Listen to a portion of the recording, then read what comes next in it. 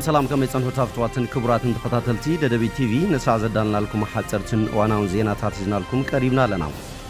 كتكتاتلنا نعدمنا بكندي ارسته نطوتاتهم كنفلم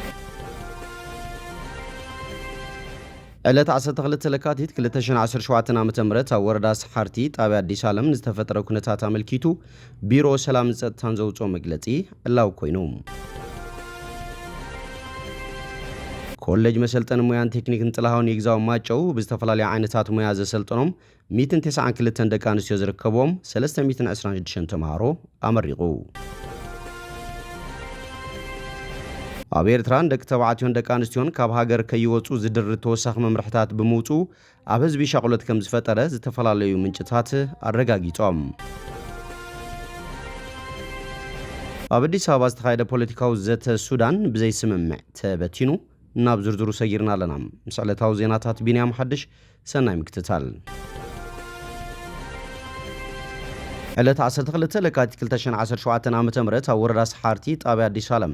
ንዝተፈጠረ ኩነታት አመልኪቱ ቢሮ ሰላምን ጸጥታን ዘውጾ መግለጺ ዕላው ኮይኑ እቲ ዘይዛረብ ጸለመ ንምንታይ ብዝብል ርእሲ ዝወጸ መግለጺ ሰራዊት ትግራይ ምእንቲ ህልውናን ድሕንነትን ህዝቡ ምእንቲ ብሄራዊ ረብሕኡን ክብሪ ዓዱን ክብል ክባር ናይ ህይወት ዋጋ እናኸፈለ ዝመጸን ዘሎን ህዝባዊ ባህሪኡን ዋጋ ዕዳጋ ዘየቕርብ ዋልታ ህዝቢ ኮይኑ ኣብ ዘይሕለል መኸተ ዝርከብ ህዝባዊ ሓይሊ ክብል ገሊጹም ይኹን እምበር ብዘይፍላጥ ዝሕወስ የለን እኳ እንተዘይተባህለም እቲ ዝበዝሕ ኮነ ተባሂሉ ናይ ጸጥታ ሓይልና ኣመራርሑኡን ካብ ህዝቢ ንምንጻል ማልያ ብዘይብሎም ህዝብታትን ጠቕነታትን ብዝተፈላለዩ ሓይልታት ክውቃዕ እናተገበረ ጸኒሑን ኣሎን ይብል ሕጂ ድማ ኣብ ወረዳ ሰሓርቲ ጣብያ አዲስ ዓለም ኣጋጢማ ብዝተባሃለ ህውከት ካብ ዝምልከቶም ኣካላትን ናይቲ ከባቢ ነባራይ ህዝብን ኣኪብካ ሙሉእ ምጽራይ ከይተገበረሉ ናይ ውሑዳት ወገናት ሓበሬታ ብምስማዕ ብገለገለ ፖለቲካዊ ውድባት ከምኡውን ብማሕበራት ግዚያዊ ምሕዳር ከይተረፈ ምስ ጨፍጫፍ ማርያም ደንገላት ጨፍጫፍ ማርያም ሸዊቶን ጨፍጫፍ ከተማ አክሱምን ወዘተ ዝወዳደር ግፍዒ ብሰራዊት ትግራይ ብአርሚ 26 ናብ ህዝብ ወረዳ ሰሓርቲ ጣብያ አዲስ ዓለም ግፍዒ ተፈጺሙ ብዝብል ንምስምዑን ምእማኑን ብዘጸግም ኩነታት ሰራዊት ካብ ከባቢና ይውጻልና ዝብሉ ድራማ ዝሰርሑ ሰባት አዳሊኻ ብካሜራ እንዳቀረጽካ ኣብ ሚድያታት ክውዛዕ ንርአለና ክብል ገሊጾም እዚ ወፍሪ እዚ ዕላምኡ ነቶም ኣብ ልዕሊ ህዝቢ ትግራይ ጽንተ ዝፈጸሙ ሓይልታት ጆኖሳይዳዊ ተግባሮም ኣናኢስካ ካብ ምቕራብ ንላዕሊ ልዕሊ ጸላኢ ኾንካ ነቲ ህዝቢ ትግራይ ዝምክሓሉ ዝተወደበ ናይ መኸታ ዓቕሚ ሰራዊትና ጆኖሳይደር ኢልካ ካብ ምፍራጅ ዝቁጸርን ብሓሶትን ጸለመን ኣዳኺምካ ካብ ህዝቢ ንምንጻል ዝግበር ዘሎ ከንቱ ፈተነ ካብ ምዃን እንተዘይዘለለውን እዞም ኣብዚ እኩይ ተግባር ተዋፊሮም ለይጥን ቀትርን ምስሊ ሰራዊትና ንምብልሻው ዝሰርሑ ዘሎ ኣካላት ምናልባት እውን ጥብቅንኦምን ውግንንኦምን ኣብ ሕቶ ዘእቱ ምዃኖም ግልጽ እናገበርዎ ይመጹ ምህላዎም ዘመላኽት ክብል ገሊጹሎም እቲ ብዕለት 12 ለካቲት 2017 ዓ.ም ኣብ ወረዳ ሰሓርቲ ጣብያ አዲስ ዓለም ኣብ መንጎ ክልተ ናይ ጣብያ ምሕዳራት ንናይ ባዕሎም ማሕተም ኣስሪሖም ነቲ ህዝቢ ኣብ ክልተ ከፋፊሎም ኣብ ዝፈጠርዎ ናይ ስልጣን ውጥጥ ይድግፈና ዝብልዎ ህዝቢ በብወገኖም ኣሰሊፎም ኣብ ዝፈጠርዎ ህውከት ካልእ መልክዕ ከይሕዝን ናብ ከቢድ ወጥርን ደም ፍሳስን ከይሰጋገር ብምስጋም ኣብቲ ከባቢ ዘለዉ ነበርቲ ነቶም ተጋደልቲ ብዝገበርሎም ጻውዒት መሰረት ኣብ መንጎ ክልቲኦም ተጓነዝቲ ኣካላት ኣትዮም ኩሉ ናይቲ ዝተፈጠረ ህውከትን ዕግርግርን ጸገማት ክኢሎም ኣብ ማእኸል ኣትዮም ደኣ ኣረጋጊዖም እምበር ብዝኾነ ይኹን መልክዑ እቲ ኣሃዱ ኣብ ልዕሊ ህዝቢ ዝፈጸሞ ገበን የለን ኢሉ እኳ ደኣ ስቶም ተጋደልቲ ነቲ ኩነታት ኣረጋጊዖም ናብ ቦታኦም እንዳተመለሱ ከለዉ ነቲ ዝነበረ ዕግርግር ተጠቒሞም ካልእ ውልቃዊ ድሌቶም ከየማልኡ ዝተኸልፉ ሰባት ኣብ ልዕሊ እቶም ግቦኦም ፈጺሞም ዝምለሱ ዝነበሩ ተጋደልቲ ኣብ መንገዲ ጸኒሖም ቀሊል ዘይበሃል ኣካላዊ መጉዳት ዘብጽሑ እኳ እንትኾኑ ነዚ ብትዕግስቲ ክኢሎም ነቲ ኩነታት ከረጋግዕዎን ከኣልይዎን ምኽኣሎም ዘመስግን እምበር ዘውቅስን ዘኾንን ተግባር ኣይኮነን ኢሉ እዚ ከምዚ ኢሉ እንዳሃለወ ኣብዚ ዝተጠቐሰ ዕለትን ቦታን ገበን ተፈጺሙ እዩ ዝብል ጥርጣረ ዘለዎም ወገናት እንተሃልዮም ካብ ኩሉ ናጻ ዝኾኑ ኣካላት ኮሚቴ ኣዋቒሮም ናጻ ዝኾና ሚድያታት እውን ናብ ዋኣት የነጻርየን እቲ ኣባይታ ዘሎ ሓቂ ንህዝቢ ከቕርባ እንዳጸዋዕና ሕጂ እውን ሰራዊት ትግራይ ምእንቲ ህዝቡ ክብል ሕጊ ይኽብር ቤዛ ይኸውንን ይዋደቕ እንዳእምበር አንጻር ህዝብን ሕግን ዝገብሮ ዝኾነ ይኹን ምንቅስቃስ ከምዘይህሉ ክፍለጥ ይግባም ኩሉ ህልውናን ረብሓን ህዝቢ ትግራይ ዘጨንቆ ደላይ ሰላምን ርግዓትን ትግራይ ዝኾነ ኣብ ልዕሊ ሰራዊቱ ዝንዛሕ ዘሎ መርዛም ጸለመታት ተወዲቡ ክምክትን ክከላኸልን ንጽዋዕ ክብል ይገሊጹ ዘሎ ቢሮ ሰላም ጸጥታን ትግራይ ኮሌጅ መሰልጠን ሙያን ቴክኒክን ጥላሁን ይግዛው ማጨው ብዝተፈላለዩ ዓይነታት ሙያ ዘሰልጠኖም 192 ደቂ ኣንስትዮ ዝርከቦም 326 ተምሃሮ ኣመሪቖም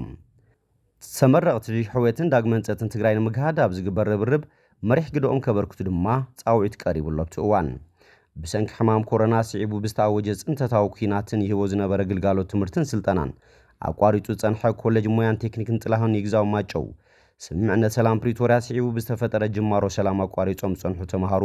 ዳግም ትምህርቶም ክቐጽሉ ብምግባር ኣመሪቑዎም ኣሎም ዲነት ኮሌጅ ኣይተ ሃፍቱ ለማ ብዘጋጠመ ዕንወትን ሕጽረት በጀትን ከይተዓገተም ብዘለዎ ዓቕሚ ተምሃሩኡ ንምረቓ ምብቅዑ ብምሕባር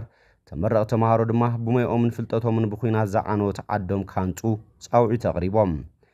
ኣብቲ እዋን ዝተረኸቡ ሓላፊ ቢሮ ቴክኒክን ሙያን ፈጠራ ዕድል ስራሕን ኣይተ ገብረ መድህን ሓጎስ ብግዶም ኣብ ኩናትን መኸተን ጸናሕኩም መናእሰይ ብዝተፈጠርኩም ውሱን ኣፋፍኖት ሰላም ተጠቒምኩም ናብ ምረቓ ምብቃዕኩም ዝሕጉስ እዩ ፍልጠትኩምን ሙያውን ብቕዓትኩምን ዝያዳ ምምሕያሽን ተረባሕቲ ንኽትኮኑን ድማ ስራሕ ከየማረጽኩም ብውዳበን ብተናጸልን ኣብ ዝተፈላለዩ ዓውድታት ብምስታፍ ዓድኹም ክታንጹን ህዝብኹም ክተገልግሉን ይግባእ ክብሉ ምዒዶም ተመረቕ ተምሃሮ ብወገኖም በቲ ዝሓዝዎ ፍልጠትን ሙያን ዓዶም ንምህናጽ ተረባሓይነቶም ንምርግጋጽን ከም ዝጽዕርዮም ገሊጾም ኣብ ኤርትራ ንደቂ ተባዕትዮን ደቂ ኣንስትዮን ካብ ሃገር ከይወጹ ዝድርብ ተወሳኺ መምርሕታት ብምውፁ ኣብ ህዝቢ ሻቕሎት ከም ዝፈጠረ ዝተፈላለዩ ፍልፍላት ኣረጋጊጾም ብጀካዚ ሓልዮት ሰብኣዊ መሰላት ኤርትራ ዝተባሃለ ትካል ኣብ ዘውፅኦ ሓበሬታ መንግስቲ ኤርትራ ንኹለን ምምሕዳራት ዞባ ትሕቲ 60 ዓመት ዝዕድሚኦም ዳግማይ ወታደራዊ ስልጠና ከም ዝገቡን ክስለፉን መምርሒ ከም ዘመሓላለፈ ገሊጾም ቢቢሲ ነዚ ሓበሬታ ንምርጋጽ ኣብ ዝገበሮ ጻዕሪ ካብ ውሽጥን ካብ ደገን ዝመሳሰል ሓበሬታ ካብ ዝተፈላለዩ ሰባት ክረክብ ከም ዝኽኣለ ገሊጹ ዘሎ ሓንቲ ኣብ ኖርዌይ ትቕመጥ ኤርትራዊት ኣቦኣ ነዳኣን ቪዛ ረኺቦም ክመጹ እናተጸበየት ነዳኣ ክፍቀዳን ከሎ እቲ ጥዩስ ኣቦኣ ግን ካብ ሃገር ክወፅእ ፍቓድ ከም ዝተነፍጎ ሓቢራ ኣብ ገለ ምሕዳራት ኣስመራ እውን ህሉ ኩነታት ብምብራህ ደቂ ኣንስትዮ እውን ከይተረፋ ክዕለማ ምዃነን ዝእንፍት ሓበሬታ ከም ዝተወሃበ ይግለጽ ኣሎ ብመሰረት እቲ ዝተረኸበ ሓበሬታ እቲ መምርሒ ዝተመርዓዋ ደቂ ኣንስትዮን ቆልዑ ዘለዎን እውን ከይተረፋ ናብ ወታደራዊ ኣሃዱታተን ክምለሳ ትእዛዝ ከም ዝተመሓላለፈ ዘመልክት እዩ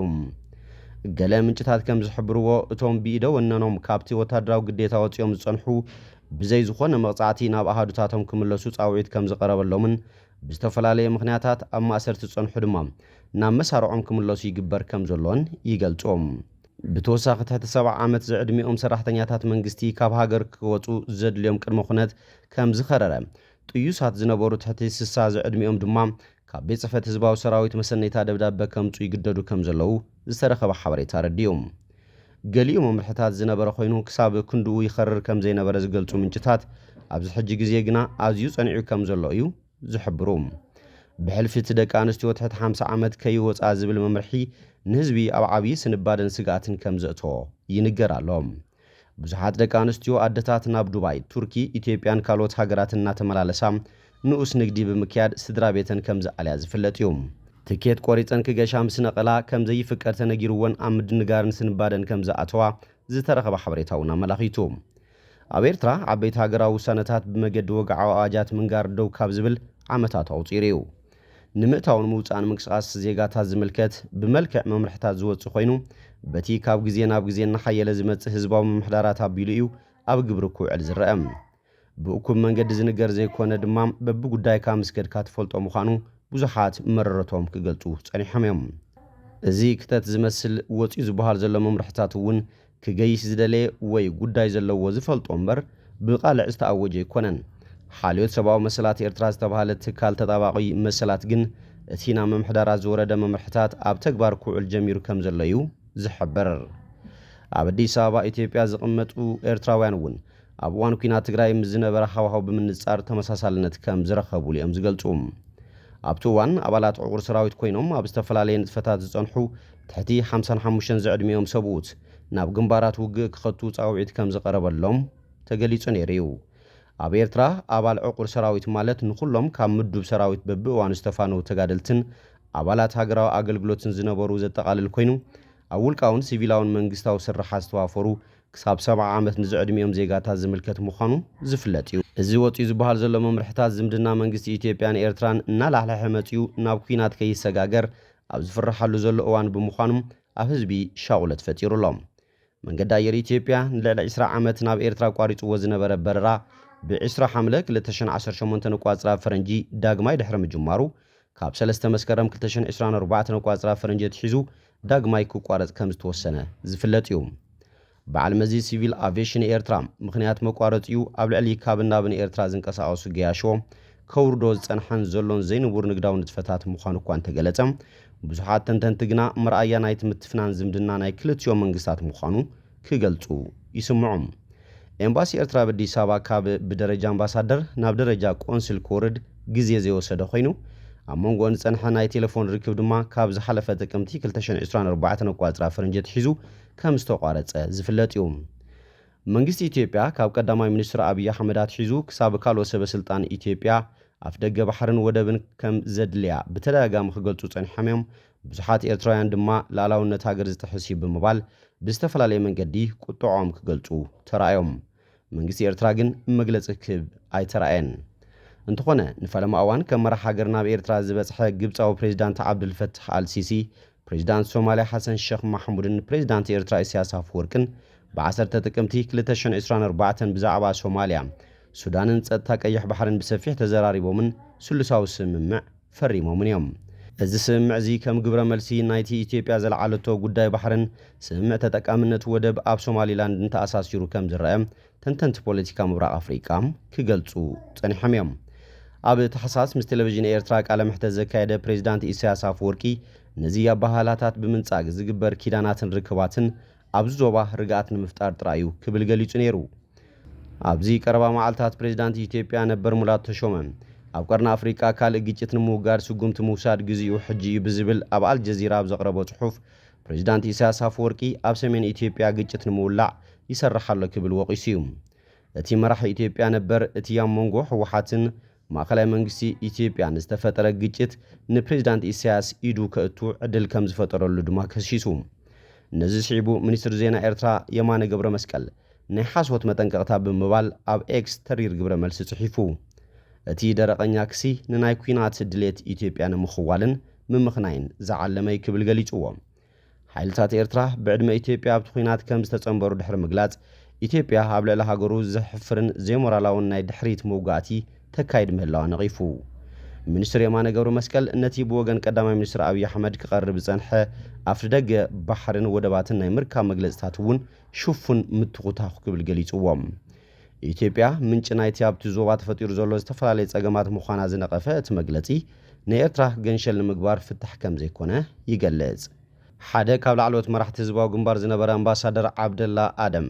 አብይ አሕመድ ኣብ ዝተፈላለየ ግርጭታት ምስ ትግራይን ኣምሓራን ካልኦትን ክነብር ከም ዝደለየን እቲ ግርጭታት እናዓበየ ድማ ንህላዋ ሓደጋ ከም ዘውድቆን ይትንትን ኢሳያስ ድማ ነዚ ኩነታት ተጠቒሙ ርክባት ክገብር ጀሚሩ ንአብይ አሕመድ ድማ ዓብይ ስጋት ፈጢሩሉ ክብል ይገልጽ።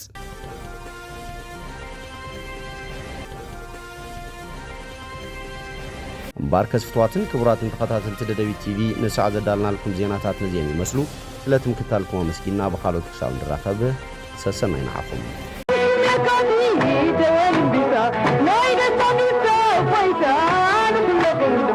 Wait,